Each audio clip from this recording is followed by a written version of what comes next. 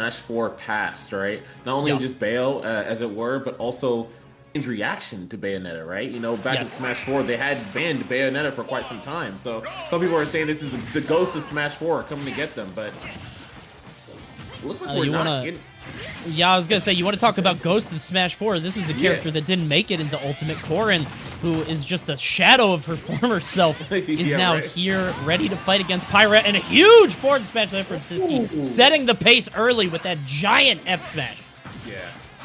That was so clean, man. That F smash has amazing range, and one of the greatest things about it too, of course, is that pullback. You know, very reminiscent of Sonic, where the hurt box goes all the way back. Yeah. And it's absolutely ridiculous. You always have to be aware of Pyra cranking one of those out. So I'm really surprised that they're opting for these characters. As far as I know, they did not play these earlier. Bloom opting for Bayonetta earlier. Sometimes, you know, he went random, I think, also against Sisqui. Sisqui, of course, playing Dark Samus and me Gunner. So this is a strange choice. Maybe these guys are friends and they kind of, you know, they're kind of testing something out. Maybe this is both random. I couldn't tell you, but we'll see how things are going here. Right now, Sisqi's looking strong. Yeah, absolutely. Loving the Blazing End usage thus far. And, you know, I feel like Sisqi's just been catching Bloom4Eva so easily on these kind of whiffs. And you got to be careful of that move. That move does so much damage on its own. And not to mention if someone's able to get a footstool set up, or if they get the appropriate cancels, you know, of course, the early percents, get yourself a jab. There's ways to set up into a grab too afterwards to get like go 0 to 50. So you have to be cognizant of the whip punish from Pyra. Big up throw there from Bloom, able to take off the first stock. Finally, Sisqui coming down. No Mythra at all here, and I want to know sort of your thoughts. In terms of Pyra and Mythra, I know a lot of people say that Mythra's way stronger, but I think Pyra is probably better in sort of an online environment, right?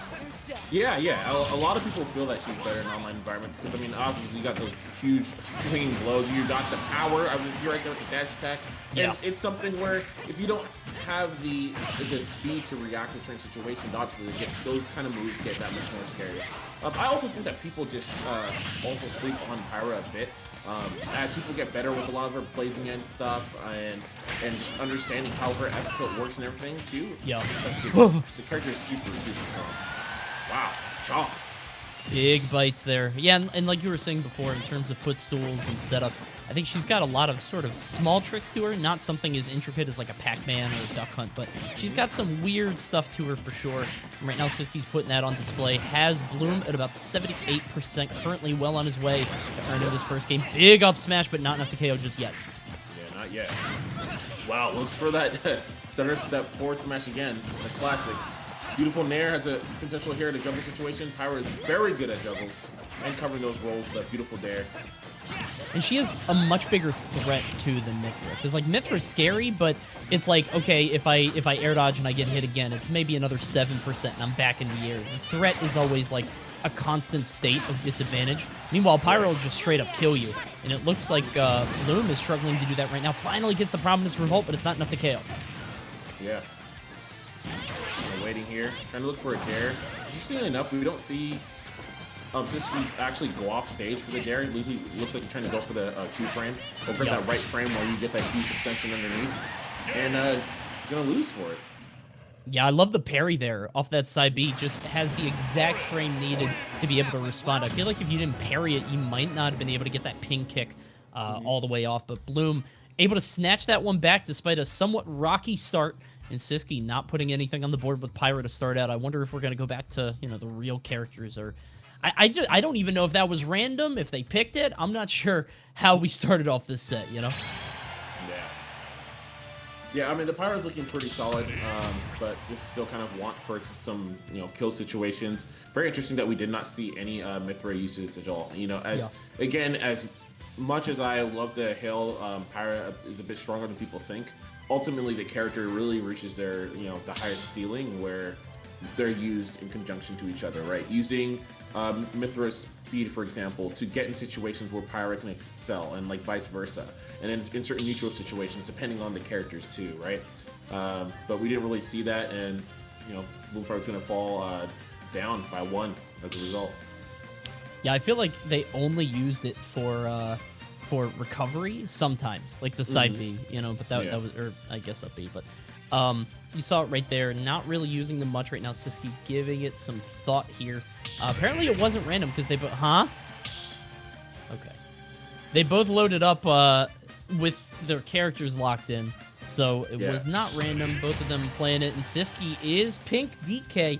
I wonder if part of this is like, I don't know. I know that Bloom won 3-0 in winners finals when they played earlier. Now we're in grands. Part of me wonders if Sisqi's just sort of, this is one of those things where you're kind of throwing in the towel, but it feels kind of early for that. You're riding the high from just beating Glutamy.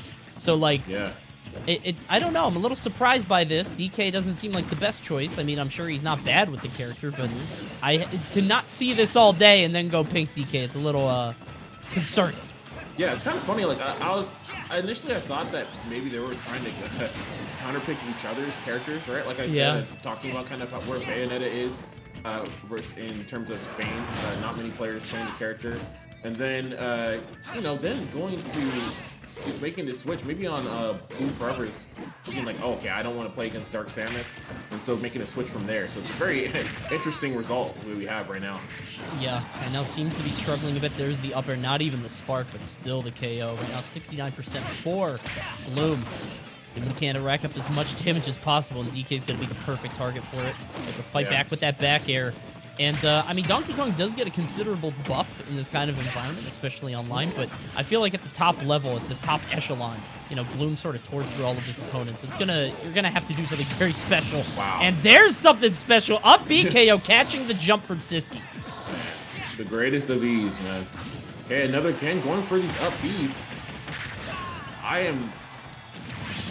am very shocked.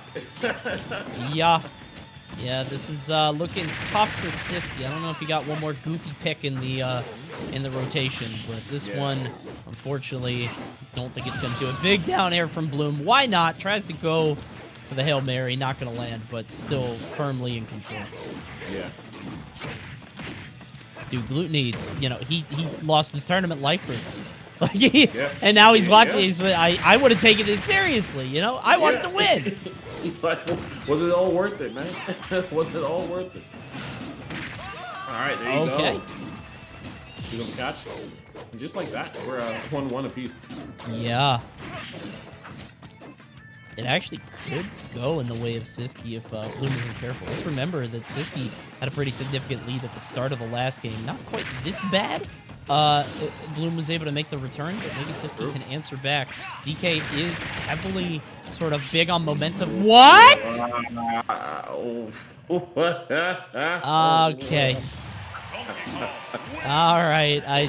Oh, no. Now, when I was talking about him making a comeback, I thought he would earn it. I didn't think it was going to be that. Just nonsense. Wow. Well, there you have it, man. 1-1. 1-1 on the board. 1-1 in the set. Sisqui, keep in mind, Sisqui couldn't win before with the Samus or the Mii Gunner against Bloom. Bloom was playing Bayonetta, could not get a win, and now Donkey Kong, just for some reason, was able to steal one away. Blessed, man. What a grand. Okay, so we're sticking with DK. Why not? I mean, I got him that game, I guess. Yeah. So we'll see. All right, let's get into it, man. Game 3 here. Been on small battlefields. Some big dash attack there. Yeah, Donkey Kong's dash attack just such a good burst option, especially online to catch people. You can see the pin set up. You're gonna get eaten alive for that. There's that up B. Trying to catch him shielding, but not gonna happen. And Bloom right now controlling the ground. Yeah, a lot of damage here. Anytime DK's in the air, he should take at least like 20, maybe 30 every time he leaves the ground. Right. I tried to go for a bear. Not going to get it this time around. Yeah, it seems like every time that situation occurs where a DK's off stage, like Bloom4Eva's just having a problem really catching Sisqui the right way. Like usually you'll see the, people go for pins, or they'll kind of do the fade bears, all those kind of things, and we're just not seeing that really from Bloom4Eva here. Yeah, I feel like Bloom might be sort of forcing the issue too much with the offstage edge guard, and that's why they actually lost that last game, is just getting too close to the edge. I understand that. Oh, good shot. Good shot. I understand that you want to pressure DK off stage, but not to your own detriment. I feel like maybe just wait for him to come back to the ledge. or at least pick lower risk options. Yeah, no, absolutely, and I agree. I mean, especially if you're going to be Corrin, like, hey, Pin isn't as insane as it was in Smash 4, but Pin is a very, very good move, and Pin is a great option against DK and the horizontal recovery that he has. Like, just being landing Pin, get a tipper, and call it a day. See the forward tilt there from Bloom, trying to patrol the edge, and again, well, I guess it's a checkmate. It's like, all right, you can go for the swing, but you're going to go into free fall, and that's what happened there. Sisqui throwing out the punch and going stock for stock, but definitely not a good thing when you're down. Sisqui still fighting back valiantly, trying to take this game though.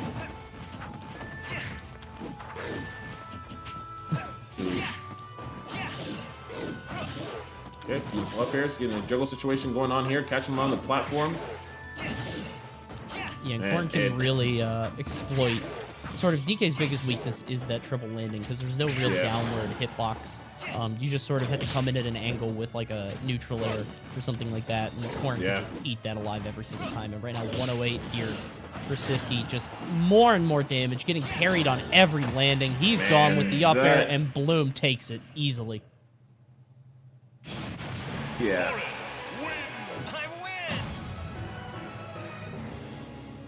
So I wonder if we're going to see the DK again.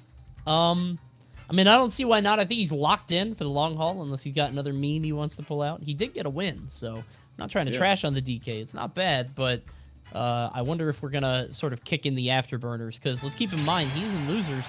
Sisqui has to win 2 more games to even get a second set here. Yeah.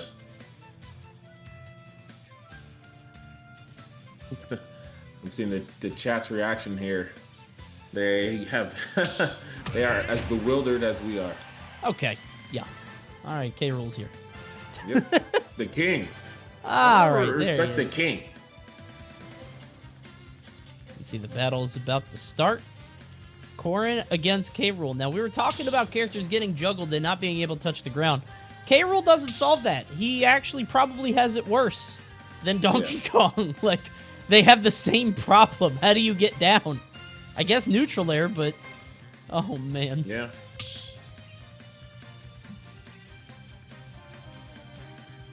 Closest thing you can do. Yeah. All right, yeah, looks like we're going with the King K. Rool. Don't know if we changed stage on this one. I don't really know where you'd want to go with K. Rool on this over Corrin.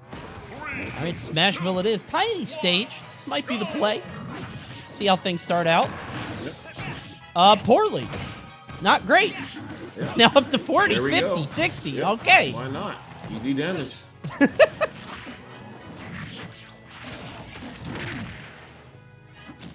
right, just one quick duff. Got the single hit. Got a down throw. Has off stage. Again, trying to go far. You gotta stop. You gotta stop it. No more of that. No more of the off stage. Go to bed. Just stay on the stage. Relax. Come on. Yeah, you gotta stay on stage, man. Go for the pins. You have the option. Most characters don't. There is just simply no need. And especially right now, it's very clear that Sisqui taking a lot of this risk naturally. But you can just simply wait, right? Wait and look for the option. There's buttons are being thrown. We saw that punch actually in the wrong direction, but air dodged into it. Had the right idea, just a little bit too early. It's the neutral air into the back air. We're going off stage again. There's the big counter. We're going high, and he's getting clipped by the heli.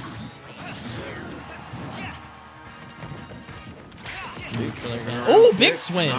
Yeah, not gonna kill. All right. Weird hatless. Boom! There it is. Down throw, 162. Oh, I thought he got me with that. I forgot he had that. Sisqui, a little tricky on that one. Tried to go for the counter. Yeah. Ball K. Rool.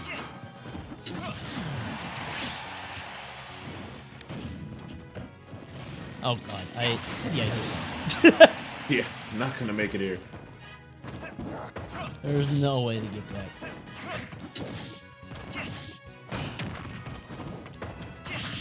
Dash tag. Catch fair in there, get some good damage. You can see a bit of that armor's cracked, but probably not enough. Oh, goes for the back air.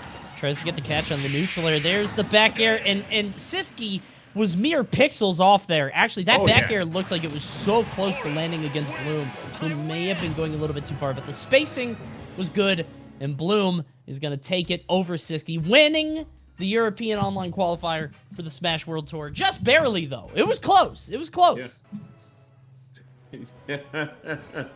Yes, it was very close. Well, that wraps it up, man, for the European Ultimate Online Qualifier.